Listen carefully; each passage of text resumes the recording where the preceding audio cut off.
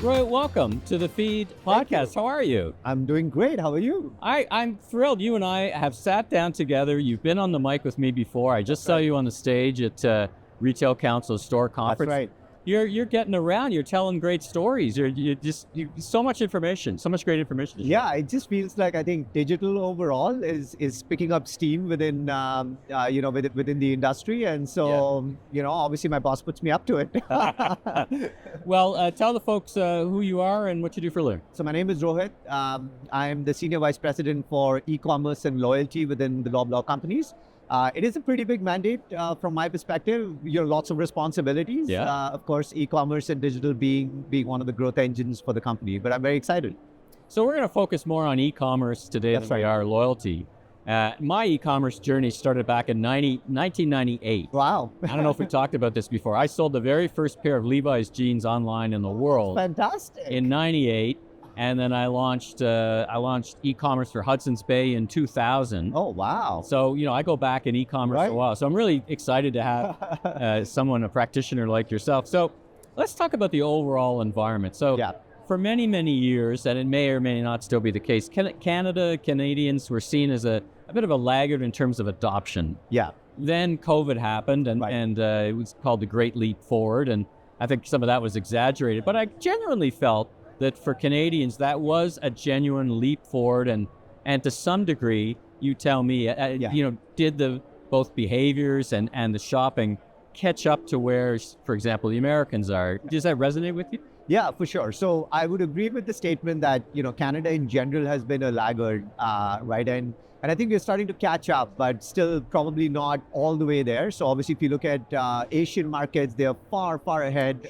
Sure. In that scenario, but of course within North America, I think we're getting close to where US is at, right.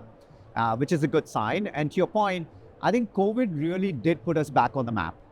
And I would say, one of the things that we realize is that habits are hard to break, right? And sometimes you just need a situation like COVID where you get introduced to something different, and you have to embrace that newness for some period of time. And then you can start to see and compare and contrast, and it takes up. So I would say, what we've observed is, of course, there was a step change in a couple of months on e-commerce. A couple of weeks, practically. Remember those crazy days, oh my right? God, yeah, the first couple of weeks.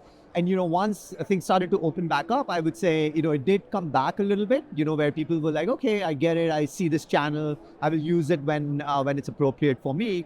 And it sort of balanced itself out. But even after the balance, I would say it was significantly higher. It reset the floor, right? It reset the base behavior, so to speak. At least 2 to 3 times the penetration that it was in before. And I would say, right now, I think Canada is hovering maybe around 9 to 9.5%, which is good from overall e-com.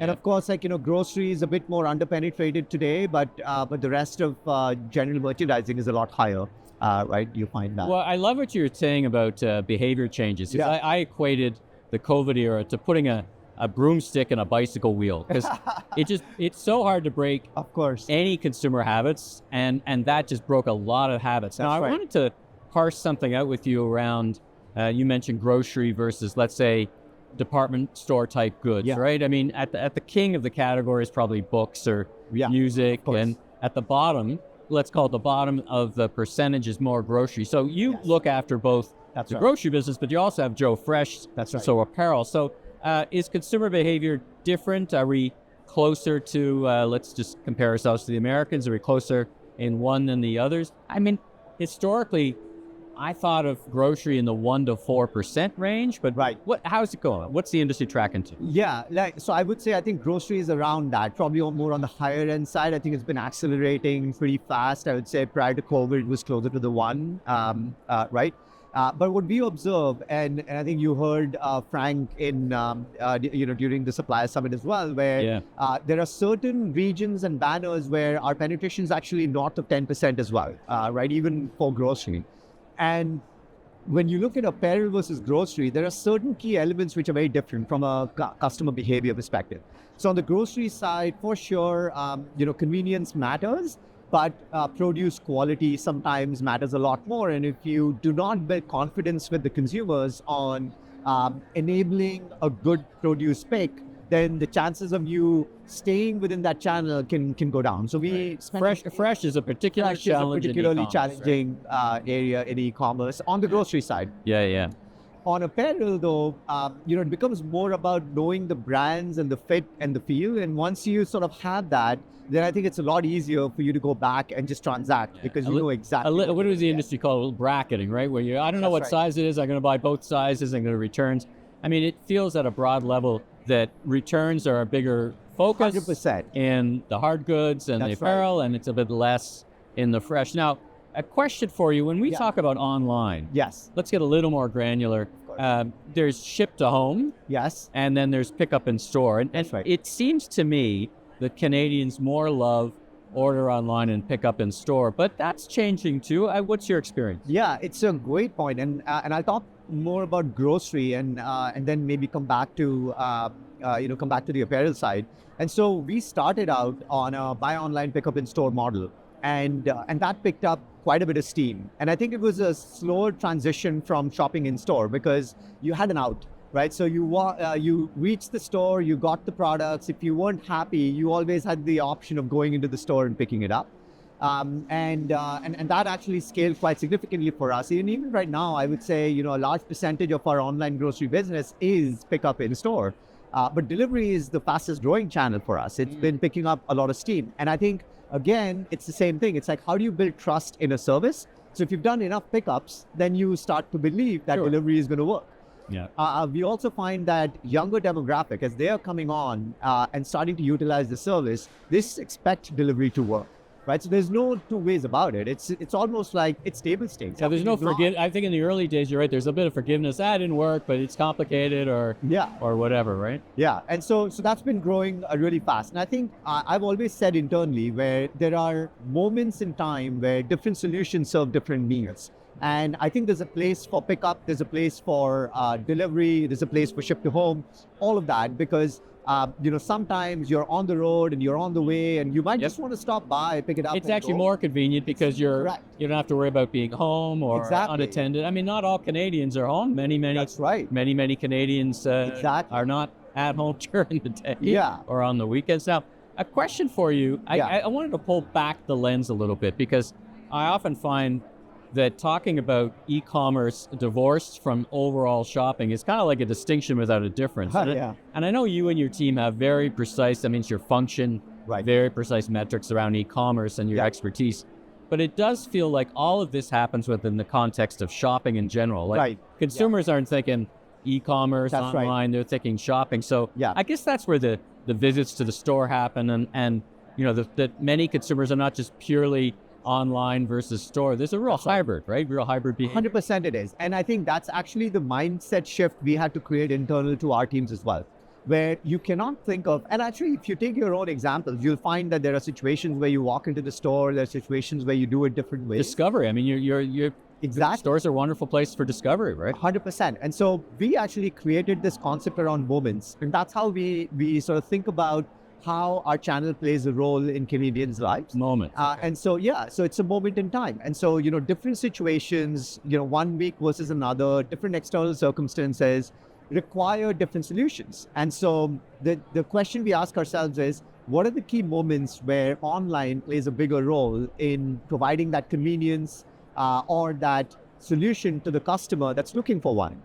And that has to be in the context of overall life of a Canadian. And that does include retail shopping, it does include online shopping. And that's how we sort of design our experiences as well. And we also sort of think about, there's a portion of time, and we're lucky because we've got both physical presence and digital presence, where we can say, you might start your journey in one channel and end it in another. And how do we make sure that it's a very seamless transition without you having to worry about, I forgot this on this channel, how do I convert it? I remember in the early days of Hudson's Bay, e-commerce is like, I want to be able to bring a product back to either Zellers or Hudson's Bay, and they're like, we've never even thought of that. Like, that seamless experience. That's right. I think that's the real sign of modern successful commerce, right? 100%. Is that seamless experience back and forth. And let's talk about value. I mean, consumers are really focused on value. And I think in the early days, e-commerce, it's funny the evolution if we think of 20 years. Yeah. I mean, it was like a premium service, kind of a luxe thing. I can get something delivered to the home. And then it become, I'm just going to shop online for discounts. Right. In the broad range of what you do, how do you express value in terms of e-commerce? Yeah, it's a great point. So, I would say fees for delivery or the service itself is still a sticking point for many consumers. And while you might think about value in different ways, which is, there's value to time savings, there's value to just the price of product, there's value to having easy returns, right? There's so many dimensions of value overall. And so what we try to think about is, if, as I said before, which is if you sort of think about a moment in time and a solution that you are creating for that moment, we think about, is the cost of that solution worth the value that it's delivering?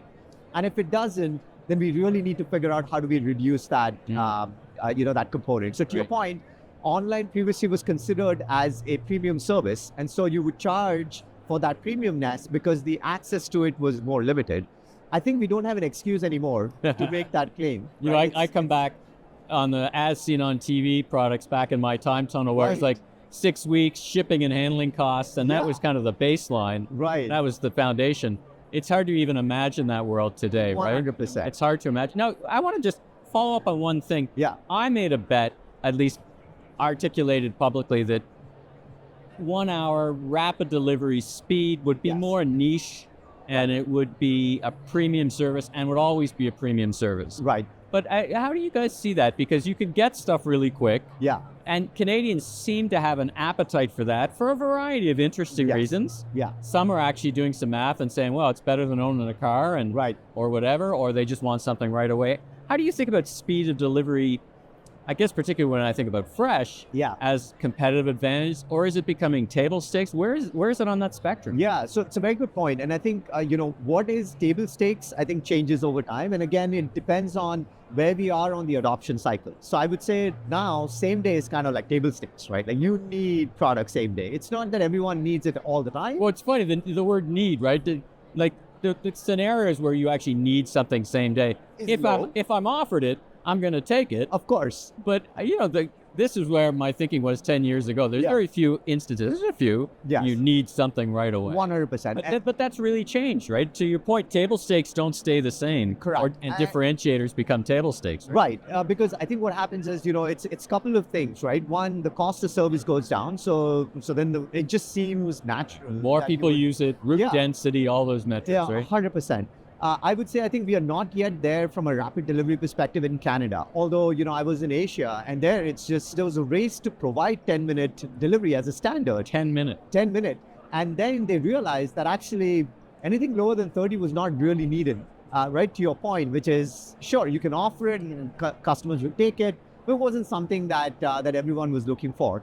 And certainly not something everyone would pay for. 100%, right? And so I think we believe speed is important because there are situations where someone does need something immediately. How often does that happen? I think depends on the level of planning that a household would do or an individual would do. Or in the case of Shoppers Drug Mart, for example, you just have that. You're having an allergy attack or you've got a wicked headache and you're like, I can't even think of getting off the couch. Yeah. So there's scenarios or correct. instances. And so we think that, and that's what happened within Canada where there were a lot of rapid delivery providers, but none of them stayed, successful because I think to your point right now, it is a niche in Canada, sub 30 minutes. But I would say like same day is sort of table stakes everywhere. We would say the same thing and we are observing the same data internally, but we are still investing in 30 minutes. So we have a partnership with DoorDash where we do rapid delivery for Loblaw customers. And we are starting to see it grow. It is growing, but to your point, it's very urban, like deep urban focused, high density, more condo living type of consumers, more late night, more OTC style, right? So we're starting to notice that, and I think eventually it might become the norm, but it is not there today. Last question for you. Let's talk a little bit about technology. So you're an experienced technologist, and we haven't even talked about AI yet. So it's a rare interview where it doesn't come up. I don't want to dwell on AI, but I'm intrigued by how you and the team think about parsing the signal from the noise. Yes. You probably get and see and then inundated by great solutions, new technology. Yeah. Some are just, imaginary. I think of all kinds of things that just came and went. How do you parse that signal from the noise? Yeah. So, I think one of the key things to remember always is that technology is a means to solve a problem. And problems have existed for a while and they don't necessarily change. So to the point that we were making, what problem is online grocery really solving? It is providing that convenience. It's providing for those moments where you cannot physically walk into a store for whatever reason that might be. And so we always evaluate technology solutions on what problem is that solution trying to solve and how effective is this going to be or this new solution going to be compared to what we have. Right. And we really need to see that differentiated value in that solution. And that's what we test for. So let's say that, our intuition says, yes, this makes a lot of sense. It should work. It should make it better. Then we design a test around That's it. kind of first stage gate, right? That's one stage gate. This could make sense. This could make sense, right? It is going to, truly transform. Because you guys don't have all the answers. Nobody does. Nobody does. You know what? Maybe we'll be surprised. It's kind of maybe it's got some legs to it, right? Yeah, and so then we sort of talk about what's the investment required to validate that hypothesis, and how much scale do we really need to validate that Right. that solution. And we always do that. And so, at the end of the solution, it's like, did it solve that problem? And if yes, and we're seeing really positive signals, we scale. Right. And if not, shut it down. Is it delivering value to the customers? That's Yes. number one, right? Yes, 100%. Has to be. Rohit, thanks so much for joining me on the feed. Yeah, It's thank you wonderful for to talk having to you again. And I love talking about e-commerce, as you could tell, because Yeah, it's of course. just a real passion. Yeah. And the opportunity to talk to someone, a practitioner like yourself, real treat. So thanks again for joining me. Thank you for having me. It was great.